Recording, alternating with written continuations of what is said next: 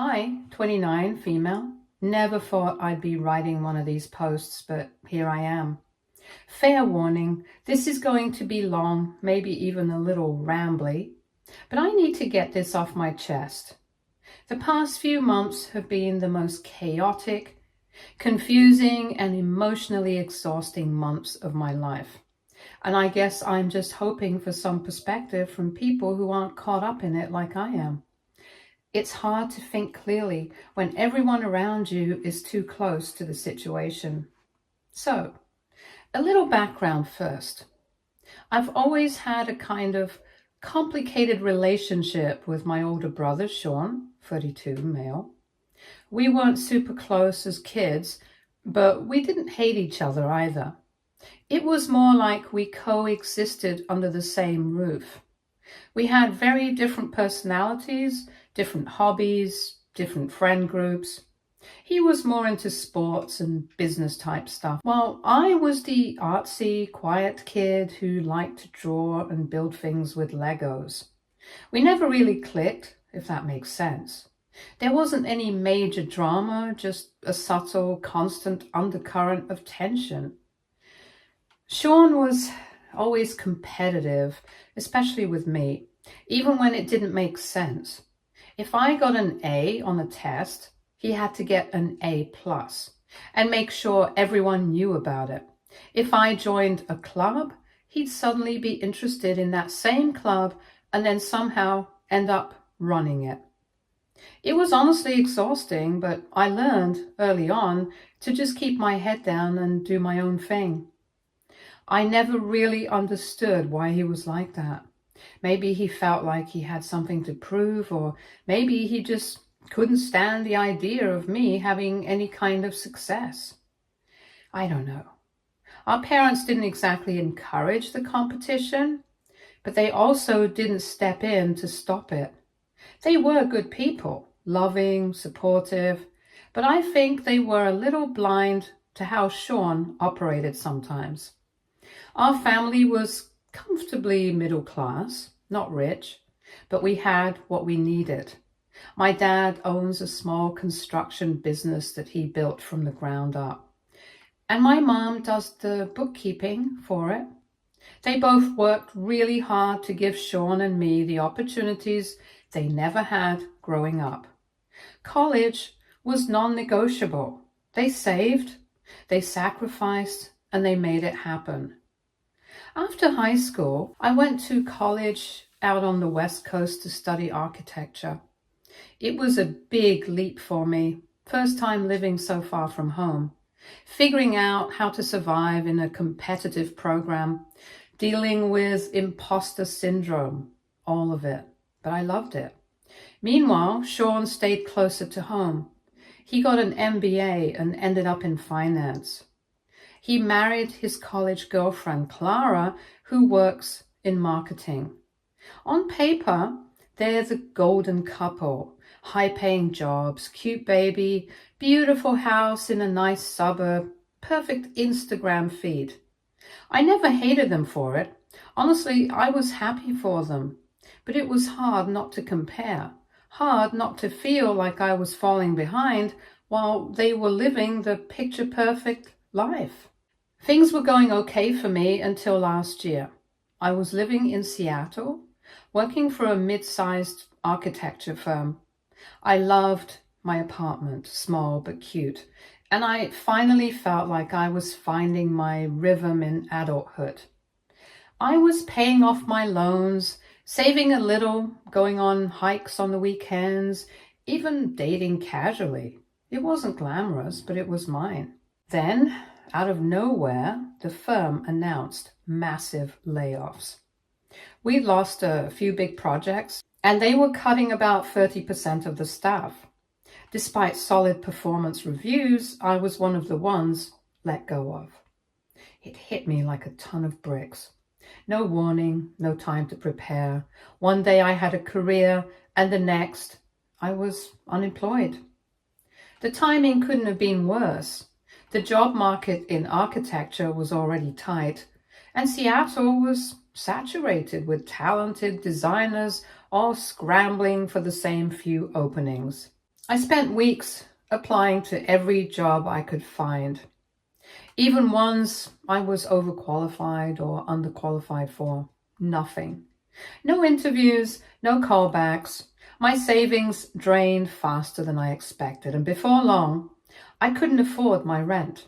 I crashed on a friend's couch for a while, trying to stay optimistic, but it was rough. I started applying for barista jobs, retail, babysitting, anything. Still nothing. It was one of the lowest points of my life. Eventually, I had no choice but to call my parents. That was a hard phone call to make. I felt like such a failure, but they were so kind about it. They told me to come home right away, that I could stay with them as long as I needed.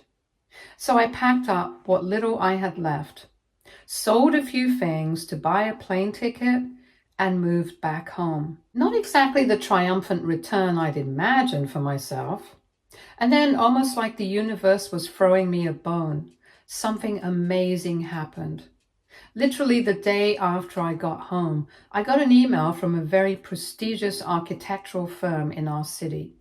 They wanted to interview me for a position I'd applied to weeks earlier and completely forgotten about. I was shocked. It was a huge opportunity, not only a good job, but better than my old one. More money, more growth potential, and a company name that would open so many doors. I was thrilled. I threw myself into preparing. I spent hours researching the company, reviewing my portfolio, doing mock interviews. My parents even insisted on giving me some money to buy a new outfit, which I honestly really needed. I wanted to make a good impression. I felt hopeful for the first time in what felt like forever. The interview went incredibly well. The hiring manager was warm and friendly, and we had this natural conversation flow that made everything feel so easy. She seemed genuinely impressed with my work and said I should hear back within a week. I left that interview on cloud 9. I really thought things were finally turning around, but then nothing. A week passed, then another, no email, no call. I sent a polite follow-up just to check in, but there was no response. After 3 weeks, I had to face the reality that they'd moved on. Maybe they found someone more qualified. Maybe there was some internal hire. I don't know. All I knew was that the one bit of hope I had left had fizzled out, and I was back to square one. I felt crushed. I went back to job hunting, but my heart wasn't in it. I was spiraling a bit, feeling useless, unwanted, like maybe I'd made a huge mistake trying to pursue this career. My parents were supportive, but I could tell they were starting to get a little worried too. I was starting to wonder if I'd ever get back on my feet, and then something happened. Something I now refer to as the revelation. I was using the family computer to apply for jobs when Sean and Clara came over for Sunday dinner with the baby. Sean asked to use the computer to show everyone some baby pictures, and I logged out of my account and let him use it. After dinner, I noticed he'd left his email open. I was about to close it when a subject line caught my eye. RE, handling mayor's job situation. I know I shouldn't have read it, but something compelled me to click. It was an email exchange between Sean and Clara from about a month earlier. As I read it, my blood ran cold. Sean was describing how he had figured out my email password. Apparently, I'd used it in their Wi-Fi during a previous visit, and he'd somehow saved it and had been monitoring my emails. He saw the job offer that had come for me, an actual offer from the firm I'd interviewed with, offering me a position with a salary that was even higher than I'd expected. And he deleted it.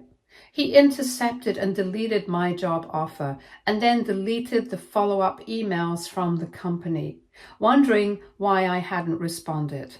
His reasoning?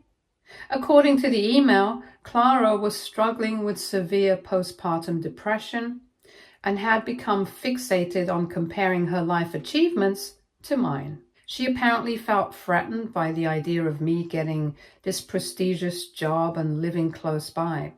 Sean wrote that he needed to protect Clara's mental health and that my temporary setback was nothing compared to what Clara was going through as a new mother.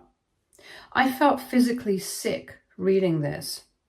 My hands were shaking so badly I could barely scroll through the rest of the exchange, where they congratulated themselves on handling the situation and agreed not to tell anyone because people wouldn't understand.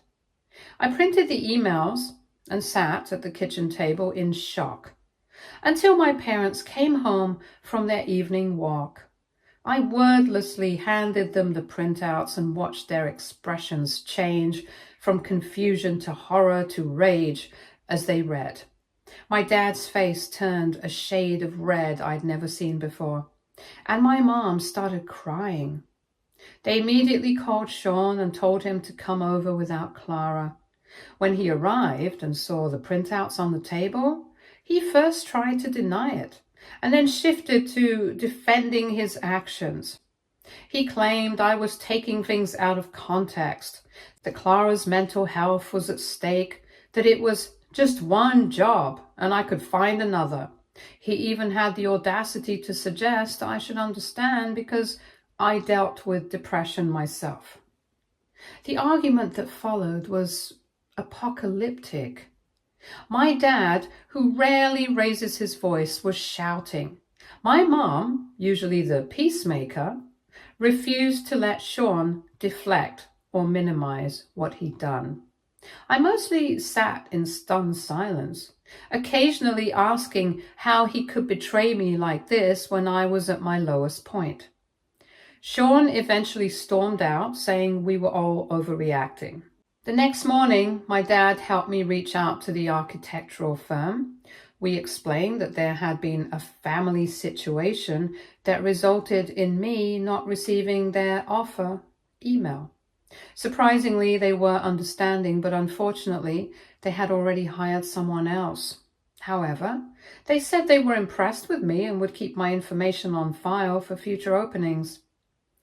My parents were beyond supportive. They assured me I could stay with them as long as I needed, and my dad even reached out to some business contacts to see if anyone was hiring architects.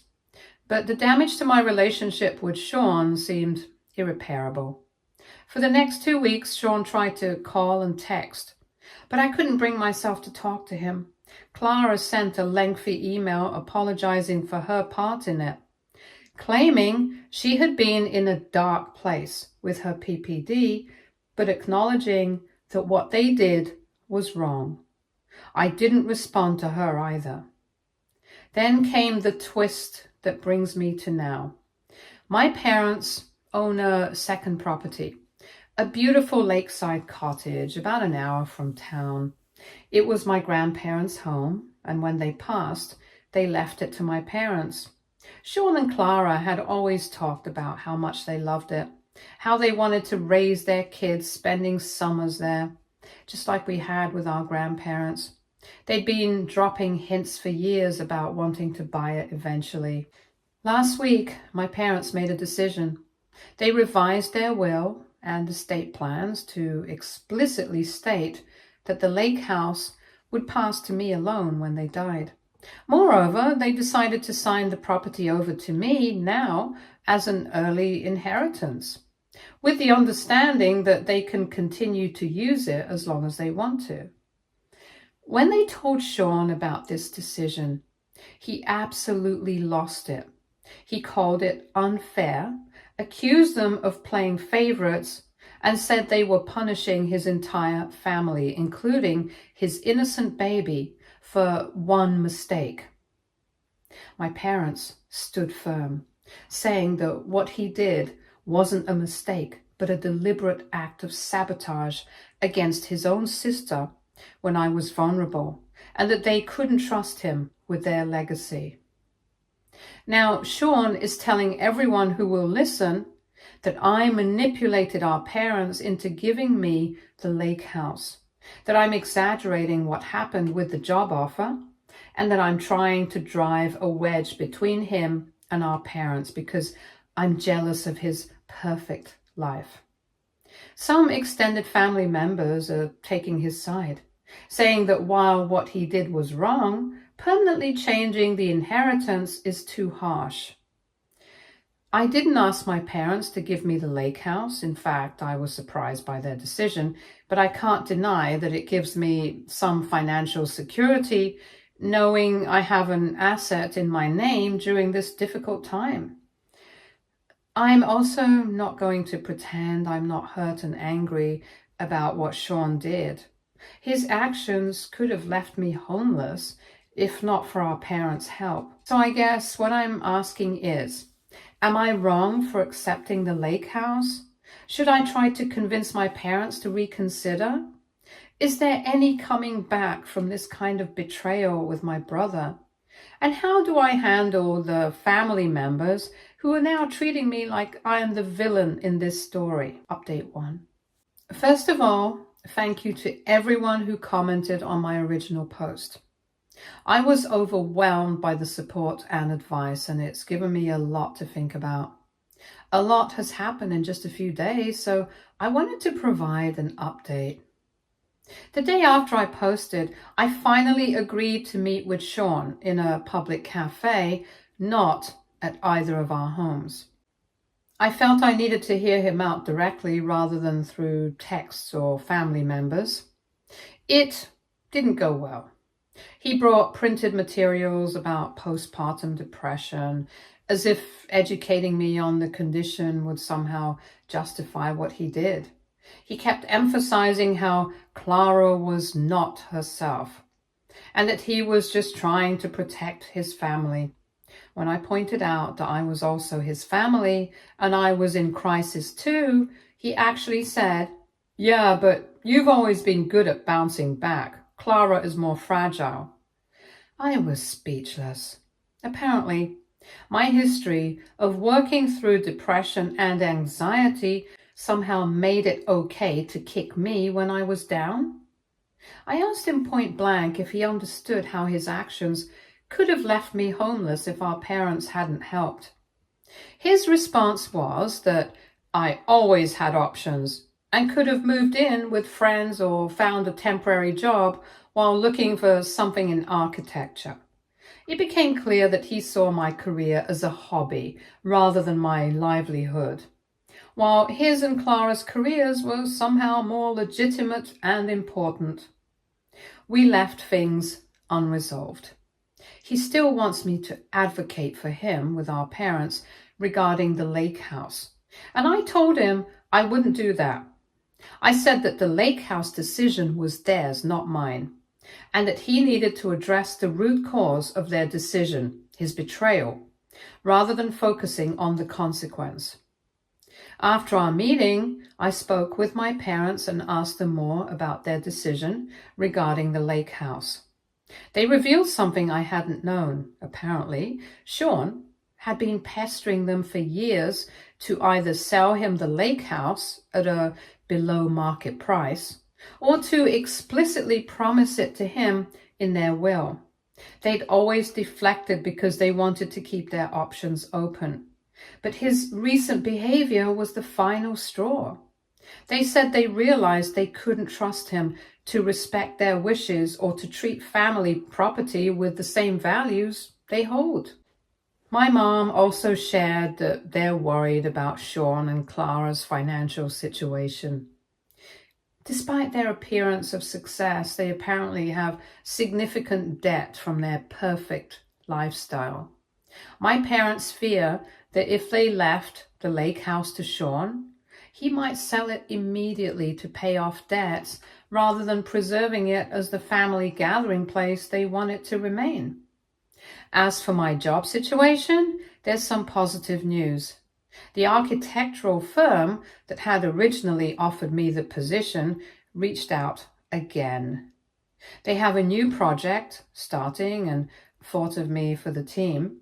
I have an interview scheduled for next week. I'm trying not to get my hopes up too much, but it feels like maybe things are turning around.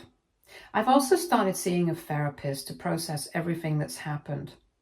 She's helping me work through not just the betrayal by Sean, but also my feelings about my career setbacks and the stress of the past few months. It's early days, but I already feel a bit more centered. Regarding the lake house, I've decided to accept my parents' gift, but with a modification I've proposed to them. I want to legally establish that it remains a family property that everyone can use. My parents are fine with this arrangement as long as I retain ownership and final say over major decisions. I'm meeting with a lawyer next week to discuss how to structure this properly. Some extended family are still giving me the cold shoulder, particularly Sean's in-laws who only have his side of the story. I've decided not to engage in the drama or try to defend myself to people who have already made up their minds. The truth will come out eventually, and I need to focus my energy on rebuilding my life. Update 2. Things have escalated more than I could have imagined. The day after my last update, I got a certified letter from a lawyer representing Sean and Clara. They're threatening to sue me for defamation and intentional infliction of emotional distress, claiming that I've been spreading malicious lies about them to family members and that it's causing Clara's postpartum depression to worsen. The letter also demanded that I return the lake house to our parents so that fair inheritance planning can take place. There was language implying that I had manipulated my parents while they were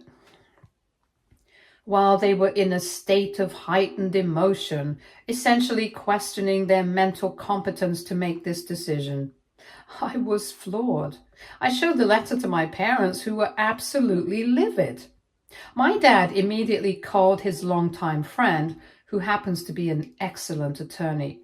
After reviewing the letter, the attorney assured us that their claims have no legal merit. I haven't defamed anyone. I simply shared actual emails that Sean wrote. The lake house was never Sean's to claim, so there's nothing to return. And suggesting that my fully competent parents was somehow manipulated is both offensive and unfounded. My dad's attorney friend sent a strongly worded response to Sean's lawyer, pointing out the weaknesses in their claims and highlighting how Sean's unauthorized access to my email account may actually constitute a crime under federal law. He advised that pursuing this legal action would only expose Sean to potential criminal charges and suggested they reconsider. Meanwhile, I had my interview with the architectural firm. It went incredibly well. They offered me the position on the spot with an even better compensation package than the original offer. I start next week and I'm thrilled to have my career back on track. The most dramatic development, however, came yesterday. My parents decided to call a family meeting with our closest relatives. My dad's brother and sister, my mom's sister, and their spouses. People who have known us our whole lives. With my permission, they shared the printed emails and explained exactly what happened. The reaction was unanimous shock and disappointment in Sean. My Aunt Caroline, who had initially been sympathetic to Sean, was in tears reading the emails. She said she couldn't believe her nephew could be so calculating and cruel, especially to his sister who was struggling. During this meeting, my Uncle Robert revealed something that made everything suddenly make sense. Apparently, Sean had been telling family members that I had a drug problem and that my job loss in Seattle was due to addiction issues, not company layoffs. He had painted a picture of me as an unstable addict who was manipulating our parents in a time of vulnerability. This is why some family members had been suspicious of me and supportive of Sean despite the evidence against him. I was absolutely stunned. I have never had substance abuse issues. Yes, I've struggled with anxiety and depression, but I've always been open about that and sought proper treatment. To have my brother fabricate this kind of lie about me was beyond comprehension. My parents immediately called Sean and put him on speakerphone in front of everyone. When confronted with this lie, he first tried to deny it and then claimed he had concerns about my behavior and he might have overstated. When pressed for any evidence of these supposed drug problems, he finally admitted he had no proof, but insisted he was just worried about me. The family unanimously agreed that Sean's behavior had crossed too many lines. His lies about me, his sabotage of my job offer, and now his legal threats have destroyed any sympathy they might have had for his position regarding the lake house. After the call, my Aunt Caroline hugged me and apologized for believing anything negative about me. She said she should have come directly to me instead of accepting Sean's narrative. Other family members echoed this sentiment, and I feel like a huge weight has been lifted, knowing they understand the truth now. I'm still processing all this, trying to understand how my own brother could spread such harmful lies about me. I've decided to take my therapist's advice and focus on the positive changes in my life. My new job, the support of my parents and extended family, and the security of having the lake house in my name. Sean hasn't responded since the family confrontation. His lawyer also hasn't followed up after receiving our attorney's response. I'm hoping this means they're backing down, but at this point, I wouldn't put anything past him. Update 3. I'm still in shock as I write this final update. The situation with Sean has taken a turn I never could have predicted. 2 days ago, Clara reached out to me directly, asking to meet privately. I was hesitant, but agreed to meet at the same cafe where I'd met Sean. When she arrived, I barely recognized her. She looked exhausted and had lost weight, and her usual perfect appearance was noticeably absent. She came alone without the baby. What followed was one of the most honest conversations I've ever had. Clara broke down almost immediately, admitting that she's been living a lie. The perfect life they portrayed was a carefully constructed facade. They're deeply in debt from trying to maintain their lifestyle. Sean's job isn't going well. He's actually on probation for poor performance. And her executive marketing position was actually a mid-level role that she recently lost in a company restructuring. The postpartum depression was real. She's been struggling severely, but she revealed that Sean had weaponized her condition, constantly comparing me to her in ways that made her feel inadequate. According to Clara, Sean would point out my career accomplishments, my independence, even my ability to bounce back from setbacks, making her feel like she wasn't measuring up. He told her I was their parents' favorite, that I'd always had things easier than him, and that I was a threat to their family happiness. When I got laid off and was struggling, she said Sean seemed almost gleeful, constantly updating her on my downward spiral. When I moved back home and then got the job offer, he became obsessed with protecting their status as the successful ones in the family. The email deletion scheme was his idea, but she admitted she didn't stop him and even encouraged it, something she now deeply regrets. The most stunning revelation came when she explained why they'd been so fixated on the lake house. Apparently, Sean had already promised the property to several people as collateral for personal loans. He told creditors that the house would be his inheritance and used this to secure significant borrowing. This is why he was so desperate when our parents changed their will. He's financially overextended based on an asset he never actually had. As for the legal threat, Clara said she had no idea Sean had done that until after the fact. She came to meet me against his wishes because she couldn't continue living with the deception. She's planning to take the baby and move in with her parents for a while to sort out her mental health and decide on next steps for their marriage. I didn't know how to process all this information. Part of me felt vindicated that the truth was finally coming out, but another part felt genuine sadness for Clara and their baby. I told her I appreciated her honesty and that I hoped she would get the help she needs. After our meeting, I shared everything with my parents. They were as shocked as I was about Sean's financial deceptions. My dad decided to reach out to Sean directly to confirm him about using the lake house as unofficial collateral. The conversation apparently didn't go well. Sean denied everything at first and then blamed Clara for betraying family secrets when he realized she had spoken to me. Yesterday, things came to a head when Sean showed up unannounced at my parents' house while I was at work. According to my mom, he was agitated and demanding to speak to all of us together. When my dad asked him point blank about borrowing money against his expected inheritance, Sean finally broke down and admitted everything. The truth is even worse than Clara described. Sean has gambling debts.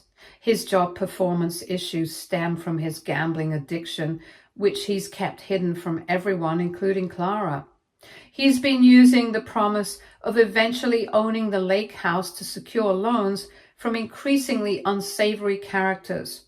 Now that it's clear he won't get the property, he's in potential danger from these creditors.